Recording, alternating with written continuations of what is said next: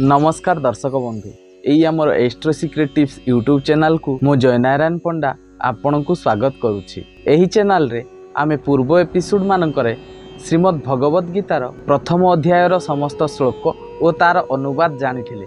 एबे आसंतु जानिबा श्रीमद् भगवत गीतार द्वितीय अध्याय। एही द्वितीय अध्याय आरंभ करिबा पूर्वरु जदि आपण आम चैनल को सब्सक्राइब करि नाहंती ताहले चैनल को सब्सक्राइब करि नियंतु एवं पाखरे आसुथिबा बेल आइकन को बजाई दियंतु।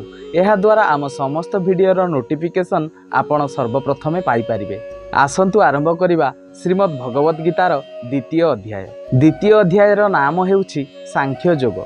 एही सांख्य योग 72टी श्लोकरे आधारित। एही अध्याय रे भगवान श्रीकृष्ण पुरुषर प्रकृति और सही प्रकृति रे समाहित होइथिबा तत्व विषय रे अर्जुन को बुझेइछन्ति। एही अध्याय रे भगवान श्रीकृष्ण अर्जुन को युद्ध करने पाई प्रेरणा देई कहिछन्ति मनर कमजोरी आगरे निजकु समर्पण कर नाही एवं आत्मा धर्म कर्म और इंद्रिय विषय रे ज्ञान देइछन्ति। आसंतु आरंभ करिबा श्रीमद् भगवत गीतार द्वितीय अध्यायर प्रथम श्लोक और अनुवाद। ओम श्री परमात्मने नमः। अथो द्वितीय अध्याय सांख्य योग। श्री संजय उवाच तं तथा कृपयाविष्ट मश्रुपुन्नाकुलेक्षणं विषिदन्तमिदं वाक्य मुवाच मधुसूदनः। एही श्लोकरे संजय कहउछन्ति सेपरि करुणाविष्ट और अश्रुपूर्ण व्याकुल नेत्र और शोकाकुल अर्जुन को भगवान मधुसूदन एही कथा कहिले। श्री भगवान उवाच कुतस्त्वाकस्मलमिदं विषमे समुपस्थितम् अनार्ज्यजुष्टमत्सर्ग्यं मकीर्तिकरम् अर्जुन। भगवान कहउछन्ति हे अर्जुन तुमको एही समय रे एही मोह कोठु आसीगला कारण एहा श्रेष्ठ पुरुष मानक द्वारा आचरित नुहे किंबा स्वर्ग प्रदायक कि कीर्ति प्रदायक मध्य नुहे। क्लैबंगमास्मगम पार्थम नैत्यतुर्यु प्रपद्यते क्षुद्रम हृदय दौर्बल्यम त्यक्ततिष्ठो परंतप।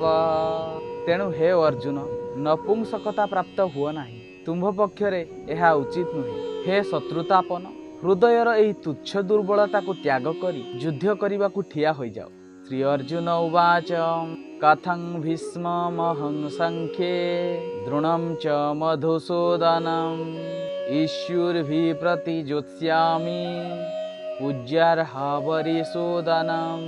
एही श्लोकरे अर्जुन कहिले हे मधुसूदन युद्ध क्षेत्र रे भीष्म पितामह और गुरु द्रोणाचार्य विरुद्ध रे मु किपरि बाण मारी लढ़िबी कारण हे अरिसूदन सेमाने मोर पूजनीय। गुरुर्निहत्या हि महानुभावन् श्रेय भक्तु भैक्ष्य मपीह लोके हत्वार्थकामं स्तु गुरुर्निहैव भुञ्जीय भोगान् रुधिरो प्रतिग्धान्। तेणु हे महानुभाव गुरुजन मानंकु मारिबा अपेक्षा भिक्षान्न द्वारा जीविका निर्वाह करिबा कल्याणकर बोली मने करुछि कारण गुरुजन मानंकु मारिले एही लोकरे से मानंकर रक्तसिक्त अर्थ और कामरूपक भोग सामग्री ही तो भोग करिवे।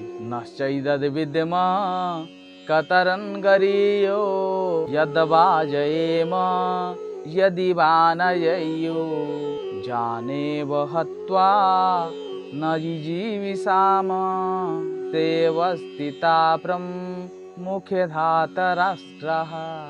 आमर युद्ध करिबा ओ न करिबा ए दुईटी मध्यरु कोउटा श्रेष्ठ आमे ताहा जानि ना। आमे सेमानकु जितिबु कि सेमाने आमकु जितिबे ताहा मध्य जानि ना।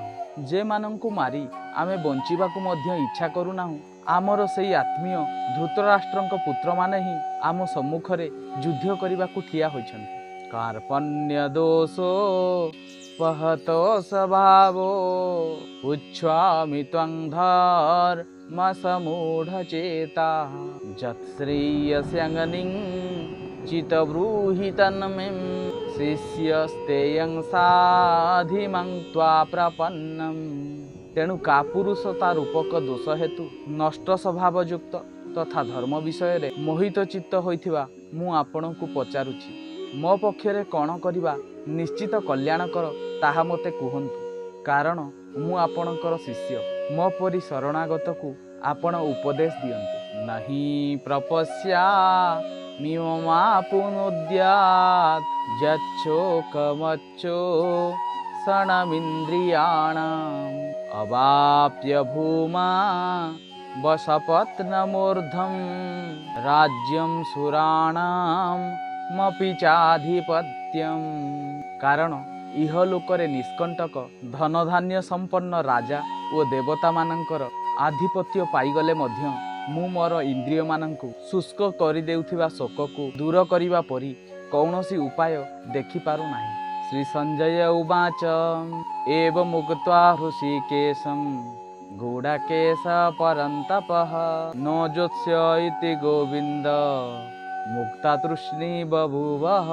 एही श्लोकरे संजय धृतराष्ट्र को कहउछंती, हे राजन, निद्रार्जयी अर्जुन अंतर्यामी भगवान श्रीकृष्ण को एहीपरि कहिले एवं श्री गोविंद भगवान को मु युद्ध करिबि नाही बोली स्पष्ट भावे कहिदेई चुप होई गले।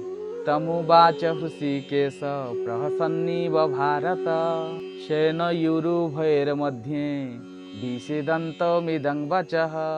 हे भरतवंशी धृतराष्ट्र, अंतर्यामी श्रीकृष्ण परमात्मा दुई सेनांक मध्यरे शोक करुथिबा अर्जुन को स्मित हास्य करी कहिले, आजिर एपिसोड रे आमे जानिले श्रीमद् भगवद गीतार द्वितीय अध्यायर 1 ରୁ 10 नंबर पर्यंत श्लोक और तार अनुवाद।